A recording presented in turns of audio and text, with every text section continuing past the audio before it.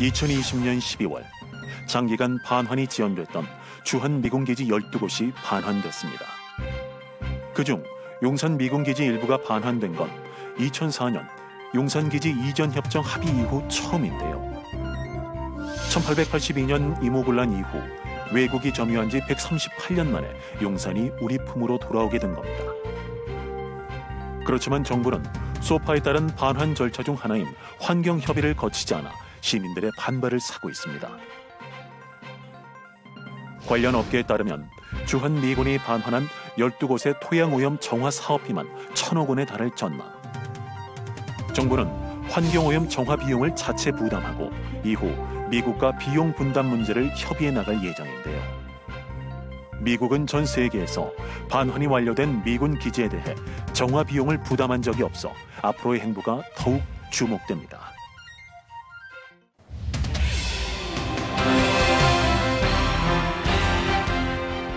전격 이슈 분석 토크 쌍심지 박선호입니다. 매주 이 시간 우리 지역의 다양한 현안을 심층적으로 풀어보고 있습니다. 오늘은 우리 정부가 반환받은 서울 용산 미군기지 일부의 환경오염 실태와 복원, 그리고 회복 방안에 대해서 이야기 나눠볼 텐데요. 먼저 함께해 주실 분들 소개해드리겠습니다. 경기대학교 건축학과 안창모 교수님 나오셨습니다. 안녕하세요. 네, 안녕하십니까. 예, 반갑습니다. 녹색연합 서재철 전문위원님 함께합니다. 안녕하십니까? 네, 반갑습니다. 예, 반갑습니다. 자, 구한 말 이모군란 이후 무려 138년 만에 용산 미군기지를 비롯해서 미군기지 반환이 이루어지고 있는데요. 먼저 우리 정부가 돌려받는 미군기지 어떤 곳들이 있는지 설명이 좀 필요할 것 같아요. 서재필 위원님께서 말씀해 주실까요? 네, 이번 작년이죠. 이미 작년 연말에 반환받은 미군기지 같은 경우는 서울과 그다음에 경기도, 대구, 포항 등 전국에 걸쳐 있지만 실제 이제 사회적으로 관심을 받았던 것은 용산을 비롯해서 5개, 용산 중심인데 기존에 이제 용산 전체 가장 주 이 공간 말고 왜 떨어져 있던 캠프 킴이나 극동 공병단 그리고 501 정보요단이라 그래서 서빙고에 있던 이렇게 이제 떨어져 있던 것과 그다음에 용산 전체 사이트 안에 있지만 일부 한 지금 2.6% 정도라고 하는 체육시설에 있는 그곳에서 5개 정도를 이제 넘겨받았는데 예. 사실 과거에 1라운드 때도 그런 얘기가 있었습니다. 대한민국 미군 기지는 유형을 구분하면 크게 2가지가 있다. 그래서 용산과 그 나머지.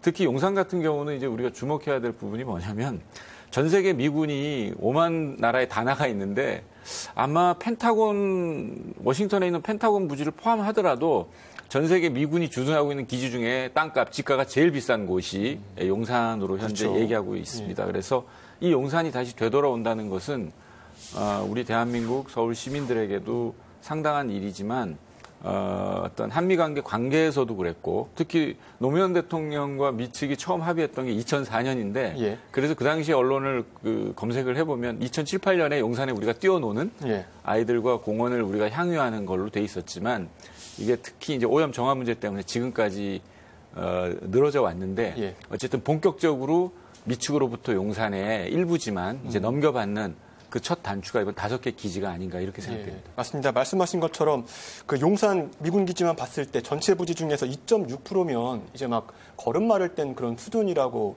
좀 보여지는데요. 면적은 작지만 예. 그러나 이제 조금 전에 말씀드린 것처럼 용산 그 본 기지 안에 있지 않지만 501 정보여단이나 극동 공병단 그리고 캠프 킴처럼 내떨어져 있거나 독립적으로 있던 것들이 이제 넘겨받았기 때문에 이제 밖에 있는 건 정리가 됐고 예. 이제 본격적으로 우리가 아는 그 용산의 넓은 부지를 이제 반환받는 절차로 들어가는 그래서 이르면 이 정부 안에서 2021년 안에 상당한 또 협상이 진행될 것 같은데 이제 지금 이 논의 우리가 오늘 하는 논의가 이제 바로 그건데 오염이 얼마나 됐고 예. 그것에 따른 사회적 갈등 또 이해 당사자들이 여러 가지 부동산 개발 문제도 첨예하게 물려 있기 때문에 거기에 따라서 이제 이 절차가 아마 한미 간의 관계에서도 그렇고 특히 미 측은 빨리 넘겨주려는 입장입니다. 사실은 저희가 알고 있기로는 미국 교수님 이제 오염이라든지 그 나머지 얘기는 잠시 후에 좀 진행하도록 하겠고요.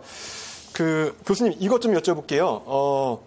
용산 근현대에 있어서 매우 중요한 그 위치를 차지하고 있는데 또 용산구 자체가 근현대사, 역사에 있어서 굉장히 중요한 곳이지 않습니까? 이 부분에 대해서도 좀 설명 부탁드리겠습니다. 사실 우리가 이제 용산을 기억할 때 이제 미군 기지의 용산만 생각하는 경우가 많은데 사실은 서울이 600년 된 역사 도시라는 관점에서 본다면은 용산의 그 시대적 역할은 굉장히 많이 변해 왔습니다. 그러니까 600년 전에 서울이 조선의 수도가 되었을 때 용산은 사실은 그 서울을 운영하는 배후 기지로서 역할을 하죠. 전국의 그 세국들이 이 용산과 마포를 중심으로 해서 서울로 다 물류가 모였었기 때문에 사실은 그러한 물류 기지로서의 배후 기지 역할을 했었고요.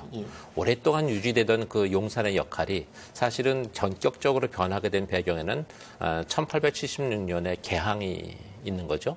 개항 이후에 이제 인천이 서울에 들어오는 관문이 되면서 가장 중요한 변화가 경인철도가 놓이게 되는 겁니다. 예. 경인철도가 놓일 때 우리가 사실 별로 인식하지 못하고 있는데 서대문에서 시작한 경인철도가 인천으로 연결될 때 사실은 전체의 지도를 놓고 보면 사실 마포를 통해서 인천으로 가는 것이 현재 용산을 통해서 인천으로 가는 것보다 물리적으로는 훨씬 가깝습니다.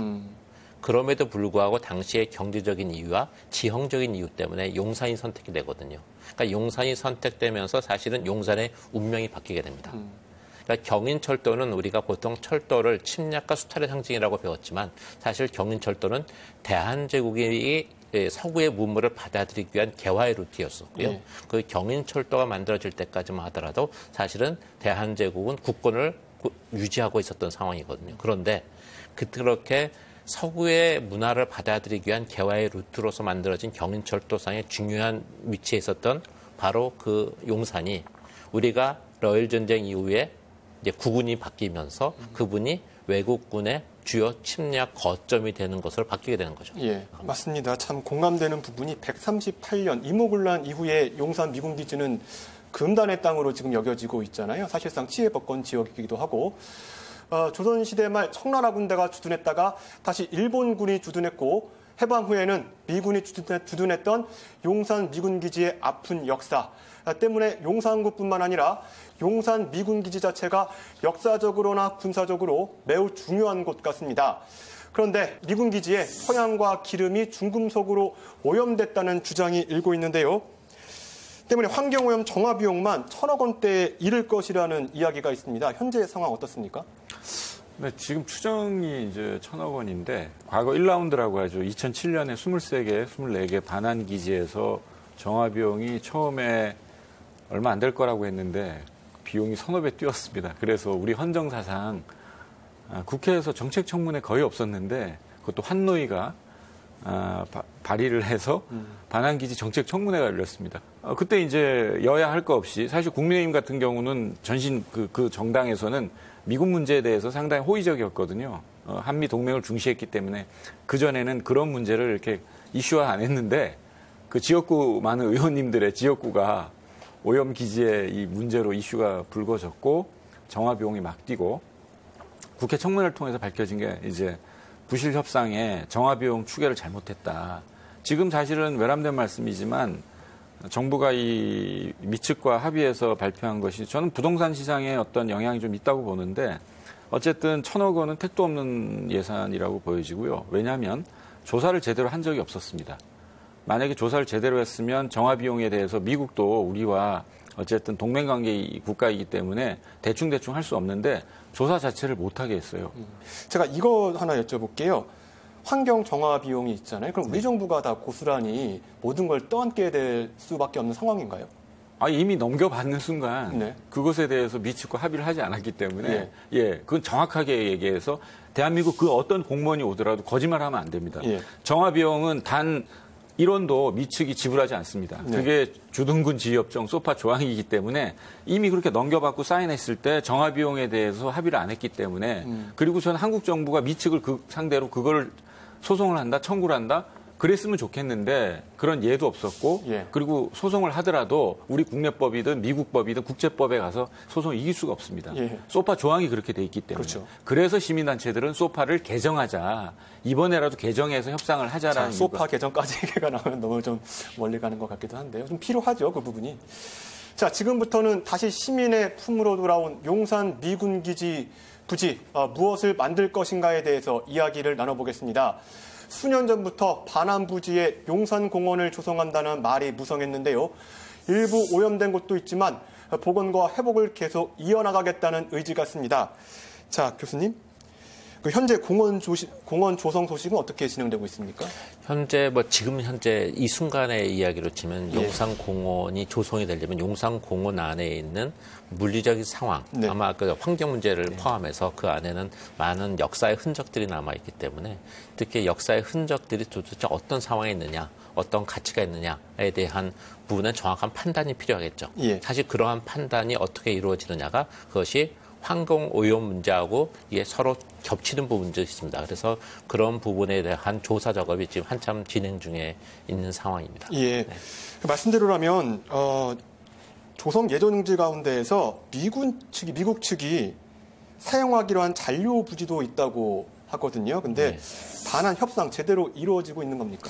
사실은 반환 협상은 반환 부지와 잔류 부지의 문제는 일단 일단락이 되어 있고요. 더 이상 진행은 아마 당분간 없다라고 보는 게 맞을 겁니다.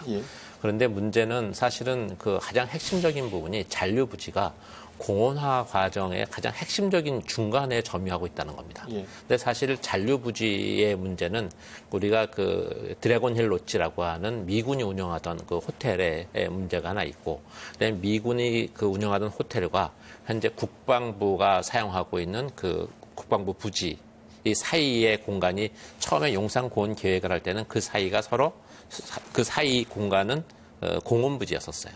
그런데 이제 국방부와 그 미군의 잔류 부지 사이의 유기적 연계성을 생각하면은 이 부분이 갈라져 있는 건 곤란하다 싶어서 방어 부지를 넓혔죠.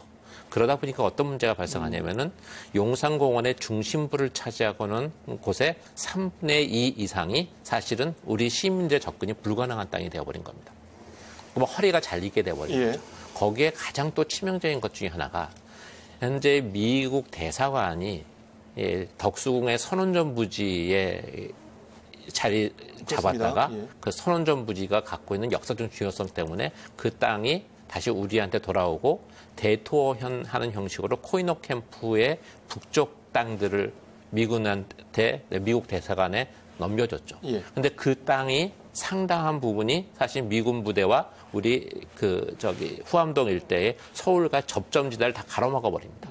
그러니까 사실 용산이 우리한테 돌아왔을 때 이 갖는 의미는 사실은 남산과 한강 사이에 굉장히 중요한 거점을 막고 있었는데 그 부분이 돌아옴으로 인해서 이게 남산에서부터 한강까지 이어지는 큰 축이 이제 되살아날 수 있다라는 큰 기대를 가지고 있고 그것이 서울의 큰 그림을 그리는데 굉장히 중요한 역할을 할 거다라는 기대가 있었는데 그 중간에 미국 대사관이 위치하면서 잘라먹게 된 거죠. 그래서 그 부분은 사실은 미군 부대 반항과는 좀 다른 문제인데 서울시에서 미국 대사관의 부지와 그 역할을 좀 축소하는 방향으로 굉장히 많은 노력을 해왔고 그 역할이 어느 정도 돼서 대사관과 미국 대사관 직원 숙소의 역할을 조금 분리를 해서 최대한 그러니까 남산으로부터 미군 부대까지 연결하는 숨통을 트이는 작업. 그리고 우리의 방사청 부지를 비롯해서 사실은 최초의 공원 계획에는 포함되지 않았던 부분을 공원에 포함시킴으로 인해서 용산공원을 보다 더 공원답게, 역사 공원답게 만드는 작업이 지금 진행되고 있습니다. 서재철 위원님께서는 미군 기지 오염 정화가 완전히 이루어지지 않은 상태에서 공원 조성이 과연 가능한지. 그건 환경기본법에도 환경법상 조사를 해야 되는 게 당연하고 만약에 조사를 안 하고 정화를 덮고 만약에 공원을 했다 했을 때 그 누구든 시민들이 우리 아이가 거기서 뛰어논다 상상을 해보십시오. 있을 수 없는 일이기 때문에 정밀 조사를 하게 되면 이제 공원 조성과 그다음에 공원 시민 개방 이제 이걸 단계적으로 나눠봐야 될 텐데 최악의 경우 어떤 일이 생기냐면 용산을 넘겨갖고 공원 조성해서 개방을 했는데 한 10년 지나서 냄새가 나서 파봤더니 나왔다. 이거는 그 오염 정도의 문제가 아니고 대한민국 전체가 부끄러운 정도가 아니고 이건 정말 뭐라고 표현하기 어려운 상황으로 갈 수 있기 때문에 특히 해외에서도 반환 기지 정화는 그렇게 서두르지 않습니다. 저는 사실 이 용산 미군기지 오염 문제 나올 때마다 봉준호 감독 영화 괴물이 좀 생각이 나요. 이걸 소재로 해서 만든 영화였는데 안창모 교수님 의견은 어떠세요? 오염 정화는 굉장히 중요한 문제인데 사실 이 부분에서 저는 사실은 용산기지뿐만 아니라 다른 지역의 그 미군 기지와 관련된 부분에 반환되는 곳에 현장 조사를 많이 나가는데 그러면은 좀 불편하실지 모르겠지만 이게 환경 오염의 문제를 제기하는 쪽하고 문화유산을 다루는 쪽하고 이게 서로 이렇게 상충된 경우가 굉장히 많아요.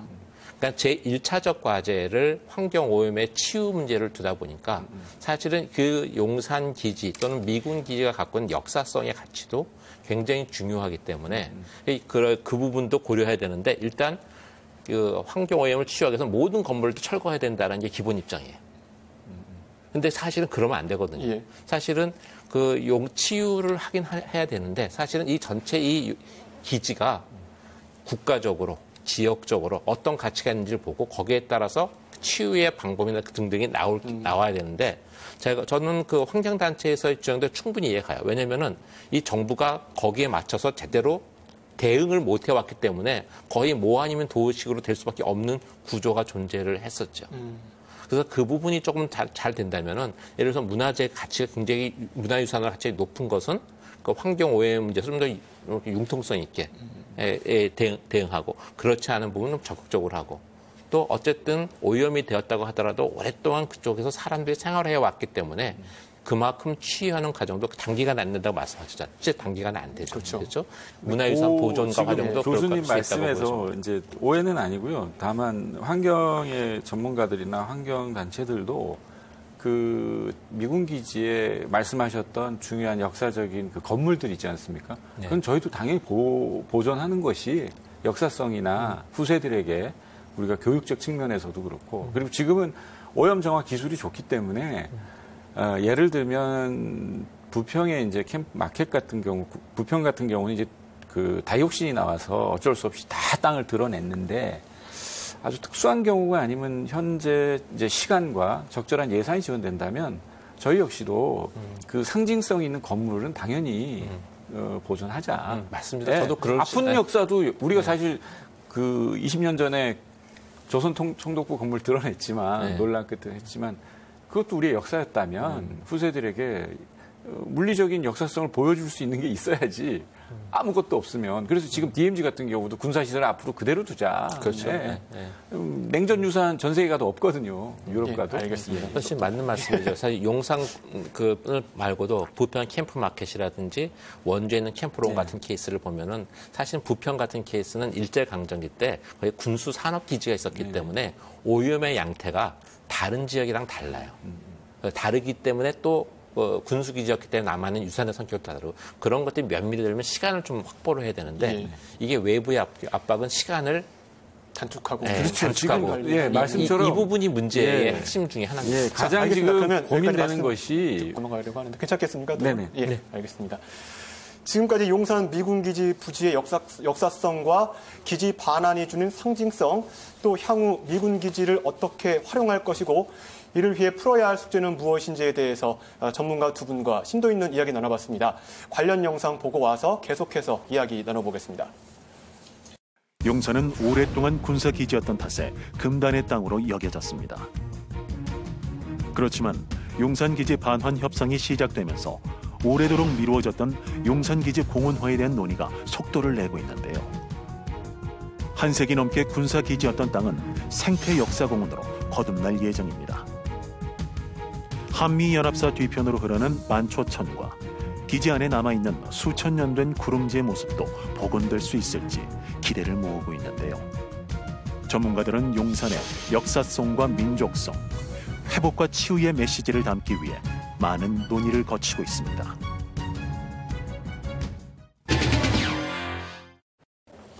미군은 우리나라뿐만 아니라 지구촌 곳곳에 주둔하고 있습니다. 사실상 국제 경찰 역할을 하고 있는데요. 유럽이나 필리핀 등 미군이 기지를 반환했던 사례도 있습니다.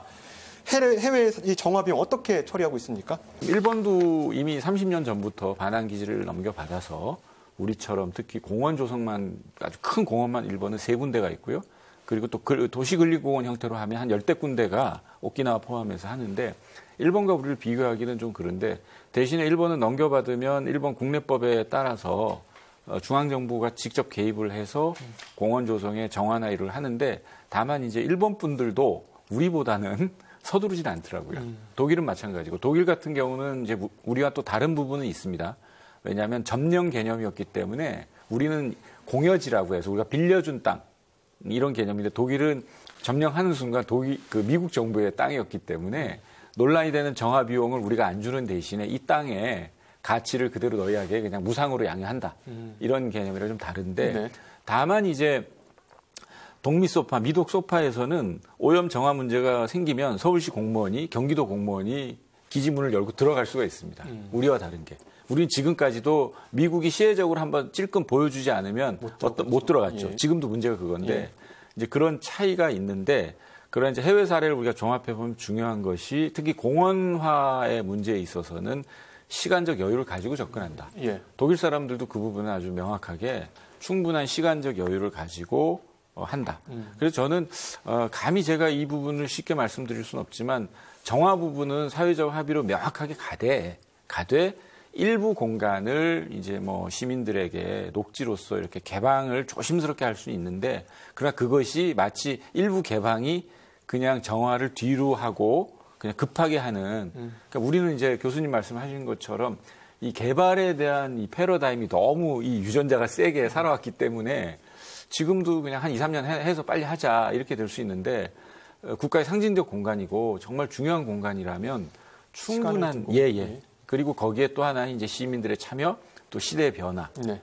녹지에 대한 요구 수준이 우리가 2018년 여름 겪으면서 이 서울은 거대한 온돌이거든요.